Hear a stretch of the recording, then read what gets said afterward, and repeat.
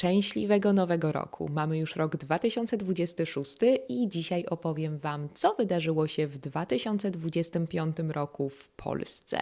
Jest to filmik i podcast, wstawiam go też na YouTubie jako filmik, więc jeśli macie ochotę mnie zobaczyć, to zapraszam na mój kanał na YouTubie.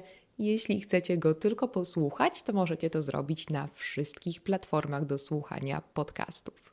Dawno mnie tu nie było na YouTubie. Dla tych z Was, którzy nie wiedzą dlaczego, zapraszam do posłuchania mojego ostatniego podcastu, którego nie opublikowałam na moim kanale na YouTubie, co prawda, ale tylko na innych platformach do słuchania podcastów. Tam wszystko wyjaśniam. Co prawda jest to podcast tylko dla patronów, ale jest wstęp, taki zwiastun, który opublikowałam dla wszystkich, więc możecie z tego już wywnioskować, co takiego się działo przez ostatnie 2-3 miesiące i dlaczego nie pojawiały się tu nowe filmiki. A jeśli ktoś z Was jest tu po raz pierwszy i może Wasze postanowienie noworoczne to nauczyć się polskiego w tym roku, i może jeszcze się nie znamy, to ja mam na imię Ania, jestem nauczycielką języka polskiego jako obcego, a to jest Płynnie po polsku, kanał i podcast również dla osób, które uczą się języka polskiego jako obcego. Zanim zacznę opowiadać o tym, co działo się w Polsce, to dajcie mi znać w komentarzu, jakie są Wasze postanowienia noworoczne. Czy macie takie postanowienia noworoczne? Co takiego planujecie zrobić w tym roku? Jestem bardzo, bardzo ciekawa. Napiszcie o tym po polsku. To co? Zaczynamy nasz filmik o tym, co takiego działo się w Polsce w 2025 roku.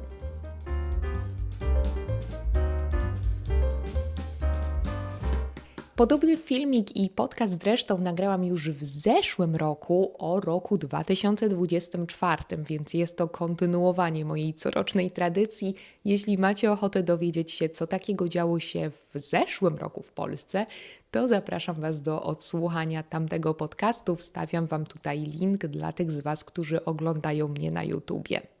Rok 2025 był ciekawym rokiem dla Polski. Trudno jednoznacznie określić, czy był on dobry, czy był on zły. Z jednej strony Polska weszła do 20 największych gospodarek na świecie, więc jest to dosyć dobra wiadomość, prawda? Z drugiej jednak strony wybory prezydenckie w Polsce, które odbyły się w 2025 roku, pokazały, jak bardzo podzielona politycznie jest Polska. Ale o tym za chwilę. Zacznijmy może od początku, czyli od stycznia. Na początku 2025 roku Polska objęła przewodnictwo w Radzie Unii Europejskiej. Dla tych z Was, którzy się nie orientują, bo może jesteście spoza Unii, jest to takie przewodnictwo, które kraje przekazują sobie nawzajem. Czyli możemy powiedzieć, że jest to takie rotacyjne przewodnictwo. Hasłem, które Polska wybrała na swoje przewodnictwo, było bezpieczeństwo Europo. Nawiązując zresztą do znanego zdania gospodarko głupcze powiedzianego Clintonowi w 1992 roku w trakcie kampanii prezydenckiej w USA. Było to udane przewodnictwo i Polska może być z siebie dumna. W lipcu dalej przekazaliśmy pałeczkę Danii. W trakcie kolejnych miesięcy w Polsce najważniejsza była tak naprawdę kampania prezydencka. Pierwsza tura odbyła się w maju w 2025 roku, a druga tura, czyli ta definitywna, odbyła się w 1 czerwca 2025 roku. Pierwszą turę wybrał Rafał Trzaskowski, był to kandydat Koalicji Obywatelskiej, ale drugą turę wybrał już inny kandydat i jest to nasz obecny prezydent Karol Nawrocki. Bezpartyjny co prawda, ale popierany przez partię PiS, czyli prawicową partię w Polsce. Dlaczego te wybory tak bardzo uwidoczniły polityczny podział Polski? No właśnie dlatego, że nie do końca było wiadomo, kto wygra te wybory i chyba nie pamiętam takich wyborów, w których byłoby aż tak dużo emocji w trakcie drugiej tury. Zwykle jednak jest jakiś faworyt, raczej wiadomo, kto wygra. Tym razem pierwsze sondaże wskazywały na zwycięstwo Rafała Trzaskowskiego i dopiero po przeliczeniu faktycznym głosów okazało się, że wygrał jednak Karol Nawrocki. Miał bardzo małą przewagę. Było też dużo niespodzianek, dużo zaskoczeń w trakcie tych wyborów prezydenckich, między innymi duże poparcie dla skrajnej prawicy w Polsce, czyli dla takich kandydatów jak Grzegorz Braun i Stanisław Mencen.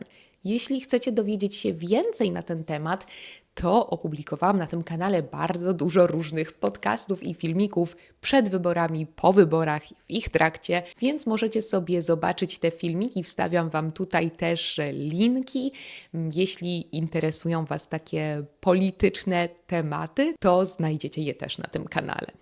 Ciekawe było też to, co działo się po wyborach prezydenckich. Zgłaszanych było wiele apeli o ponowne przeliczenie głosów. Ostatecznie jednak Sąd Najwyższy uznał ważność wyborów, a niestety ten poprzedni rząd był zmuszony przyznać się do poniesionej porażki. Ponieważ prezydent jest z innej partii niż większość naszego rządu, nie jest łatwo teraz w Polsce o współpracę. I ostatnie miesiące pokazały, że jest jeszcze trudniej niż za czasów Andrzeja Dudy, czyli naszego poprzedniego prezydenta, który również był popierany przez partię PiS. Chociaż hasło Polski w tym roku brzmiało bezpieczeństwo Europo, okazało się, że Polska może nie jest do końca aż tak bezpieczna, jak mogłoby się wydawać. We wrześniu tego roku, a raczej poprzedniego roku, 2025 roku, w polską przestrzeń powietrzną wtargnęło około 20 dronów. Nic poważniejszego się nie stało. Drony albo się rozbiły, albo zostały zniszczone, albo zastrzelone przez Polskę i przez NATO. Ten incydent sprawił jednak, że Polacy zaczęli kwestionować swoje bezpieczeństwo. W mediach pojawiało się mnóstwo artykułów sugerujących przygotowanie się do możliwej wojny w Polsce.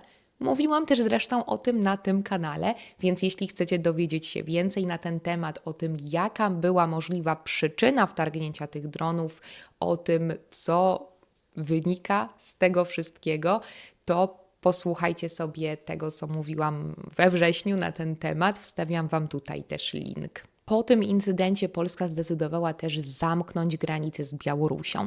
Oczywiście ta granica nie pozostawała zupełnie otwarta też wcześniej. Na tej granicy było dużo napięć i była ona bardzo kontrolowana, wzmacniana przez ostatnich kilka lat.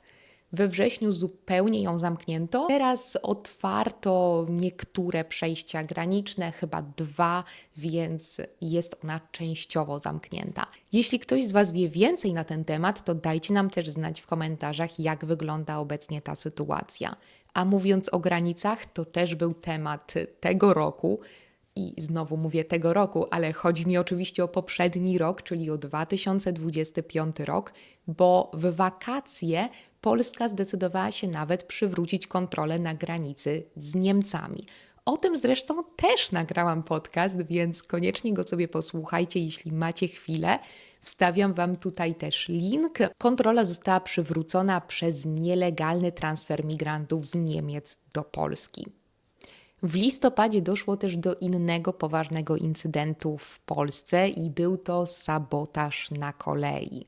Prawdopodobnie już coś słyszeliście na ten temat, a jeśli nie, to krótko wyjaśnię, bo akurat o tym nie było żadnego podcastu na tym kanale. Było to bardzo poważne, ponieważ była to eksplozja na trasie Warszawa-Lublin, czyli na trasie, która prowadzi w stronę Ukrainy. Władze uznały, że był to akt o charakterze terrorystycznym i oskarżyły mieszkańców Ukrainy o współpracę z rosyjskimi służbami.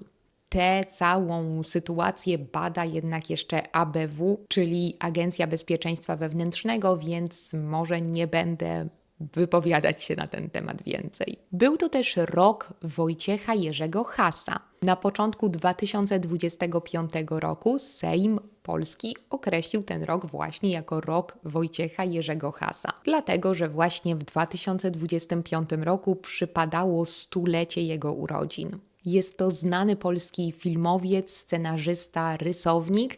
Jego najbardziej znany film to chyba adaptacja powieści Bolesława Prusa pod tytułem Lalka, ale miał też inne znane filmy, na przykład Sanatorium pod klepsydrą. Możecie sobie zobaczyć te polskie filmy Wojciecha Jerzego Hasa i jego obrazy również są znane, pełne symboli i aktualne do dziś. Jeśli chodzi o pozytywne informacje z 2025 roku, to warto wspomnieć, że polska tenisistka Iga Świątek, o której prawdopodobnie coś słyszeliście już, jeśli uczycie się polskiego, wygrała Wimbledona i jest to pierwsza Polka, której udało się tego dokonać. Oczywiście rok 2025 obfitował w wiele różnych innych wydarzeń na całym świecie, nie tylko w Polsce. Od 2025 roku mamy nowego papieża, Leona XIV. 2020 rok był też naznaczony ogromnym chaosem politycznym we Francji i myślę, że odbiło się to echem na całym świecie. W 2025 roku rozejm zawarły Izrael i Hamas. Oczywiście jest to bardzo kruchy rozejm, ale myślę, że wszyscy też żyli tym przez pewien czas i żyją nadal. I oczywiście w 2025 roku wciąż z niepokojem śledziliśmy to, co działo się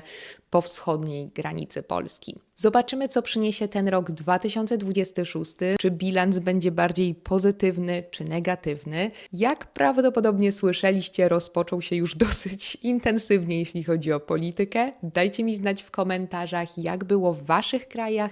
Napiszcie mi o tym, jakie są Wasze postanowienia, co Wy chcielibyście robić w tym roku dla Was. A jeśli macie jakieś pytania, to oczywiście też dajcie mi znać w komentarzach. Jeśli chodzi o płynnie po polsku, to rok 2025 myślę, że mogę oficjalnie nazwać rokiem kursów, bo to właśnie w 2025 roku powstały 3 moje kursy, A1, A2 i B1. Dołączyło do nas już sporo kursantów. Jestem bardzo, bardzo zadowolona, że chcecie uczyć się polskiego ze mną. Jeśli interesują Was kursy, które opierają się na moich podcastach, które są przygotowane z moim wsparciem, z moim feedbackiem, to koniecznie zajrzyjcie na stronę z kursami. Publikuję ją tutaj też na dole w opisie tego filmiku. A jeśli macie jakieś pytania o kursy, to też dawajcie mi znać, jestem do Waszej dyspozycji. Co przyniesie ten rok dla Płynnie po polsku 2026?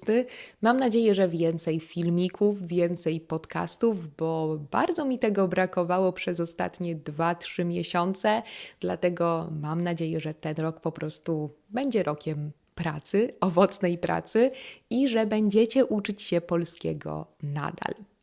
Dziękuję Wam bardzo za obejrzenie tego filmiku albo wysłuchanie tego podcastu. Bardzo, bardzo dziękuję moim patronom, którzy wspierają ten kanał. Jeśli chcecie do nas dołączyć, to zapraszamy.